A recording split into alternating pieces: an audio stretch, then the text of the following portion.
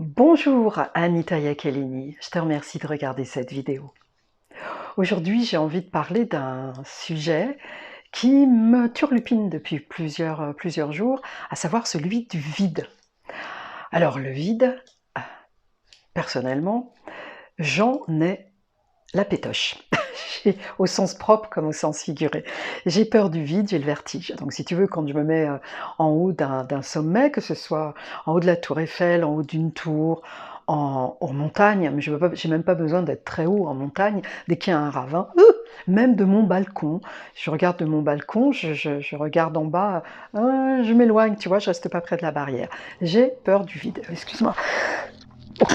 Je ne refais pas la vidéo pour un éternuement parce que sinon on s'en sort pas. Donc voilà, j'ai un truc avec le vide, j'ai peur du vide.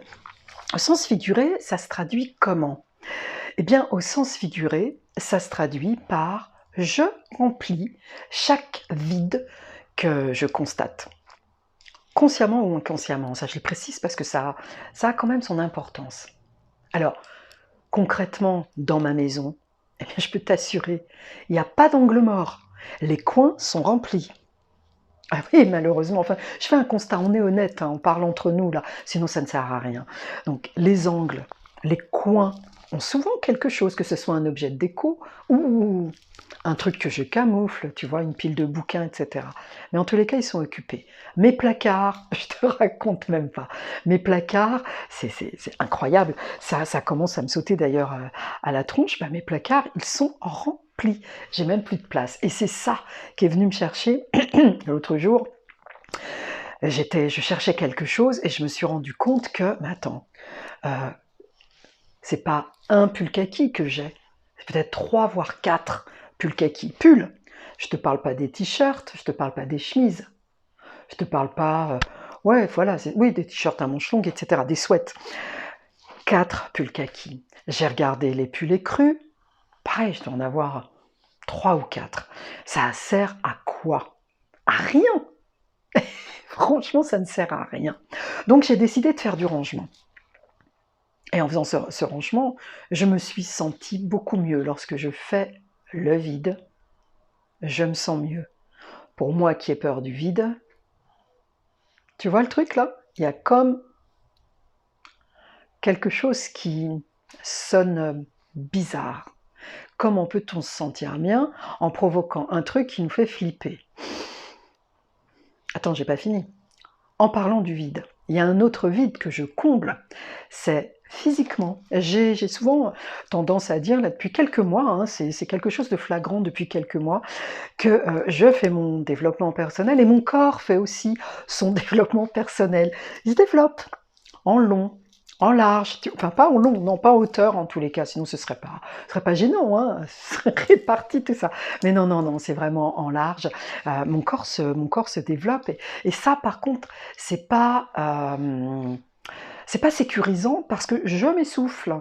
Voilà, en fait, ça provoque quelque chose d'inconfortable. Voilà, c'est vraiment pas agréable. Pourquoi je fais ça? Je me suis demandé pourquoi. Quel est ce vide, physiquement en tous les cas, que je cherche à combler? Où est-ce que ça se situe? Évidemment, c'est pas au niveau de mon estomac, c'est pas à ce niveau-là, puisque bah, de nos jours, et ça c'est un autre constat que j'ai fait, ben, quand est-ce, nous nous posions cette question hier avec mon compagnon, mais quelle est la dernière fois où nous avons réellement eu faim? Faim, F-A-I-M. Et nous n'arrivions pas à nous en souvenir. Et en fait, je dis souvent, je sens un petit tiraillement, mais en fait, c'est pas de la faim, c'est davantage de la soif. Et lorsque je bois, parce que j'ai besoin de m'hydrater. Mais sérieusement, quelle est la dernière fois où j'ai vraiment eu faim? Où j'ai sauté un repas, où je sais pas, où j'ai senti ce petit tiraillement et le soulagement après lorsque tu manges, lorsque tu te nourris, l'apaisement du corps. Eh bien, ça fait des mois, peut-être même des années. Je ne connais pas ce sentiment de faim, F-A-I-M. Ce sentiment de faim, F-A-I-M, qui m'amène vers mon aversion pour les fins, F-I-N, F-I-N-S. Je n'aime pas les fins. Pour moi, les fins, c'est synonyme de vide, puisqu'après, il n'y a plus rien. Tu vois, lorsqu'une histoire se termine, après, c'est le vide. Lorsque le film se termine, il y a un vide. Lorsque mon jeu se termine, il y a un vide. Lorsque ma formation se termine, etc., etc. Et d'ailleurs, J'ai toujours un bouquin, j'ai toujours un film, j'ai toujours des formations. Toujours. Je ne suis jamais dans le vide. Jamais. Pour probablement remplacer, tout de suite passer d'une fin à le début de quelque chose d'autre. Le vide, la faim, au niveau du corps, je pourrais te dire aussi à quoi ça rime de manger sans faim. Et là, on peut l'écrire avec les deux terminologies. F-A-I-M ou F-I-N. À quoi ça rime? À rien. Mais le rien, c'est le vide, non?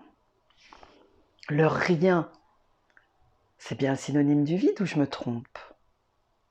Et si je vais pousser un petit peu plus loin ma réflexion, je sais que nous sommes composés à 80% de vide, qui n'en est pas vraiment un. D'accord? C'est de l'énergie, etc. C'est de l'information. Mais en termes de concret, à toucher, nous sommes constitués à 80% de rien, de vide, donc de rien. Donc je ne suis rien. Et si je ne suis rien, je suis tout.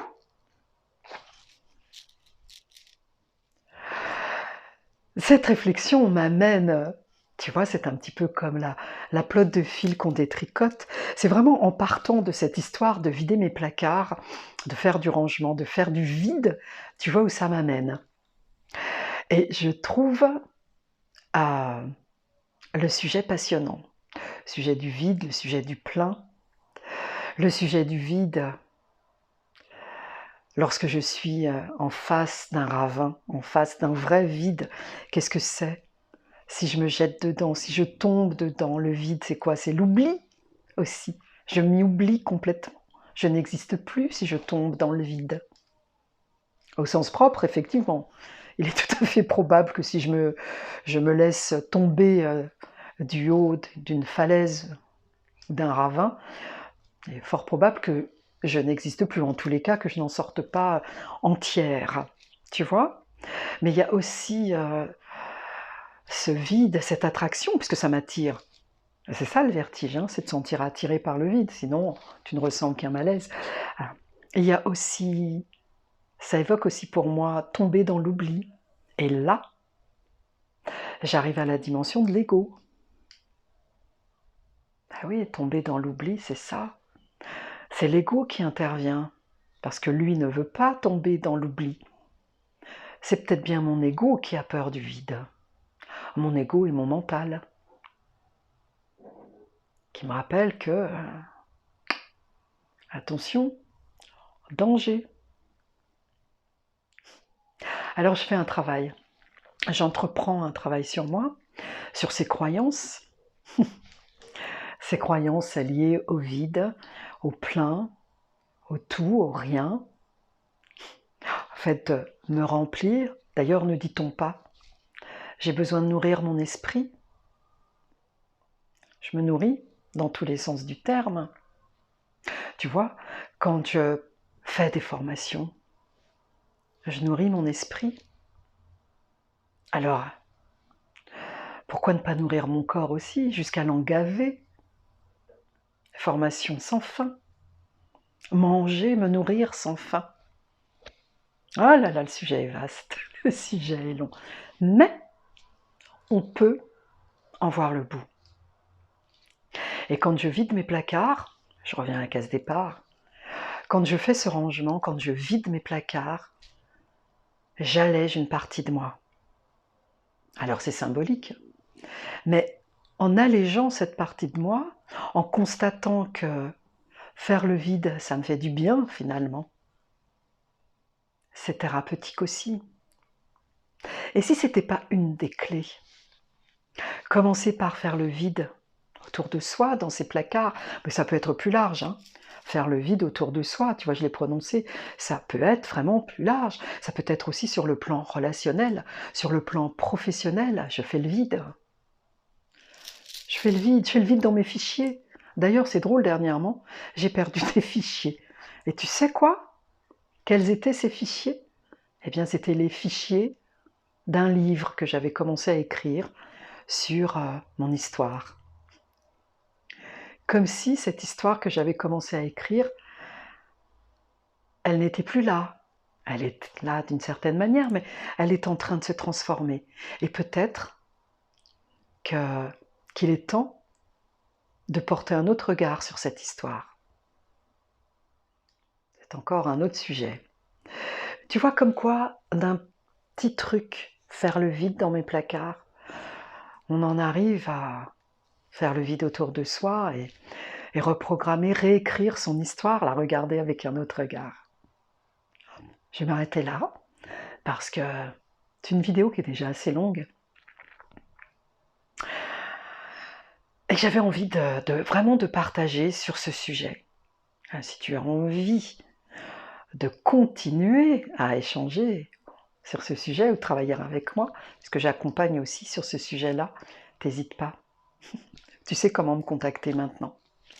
Ciao, merci de m'avoir écouté.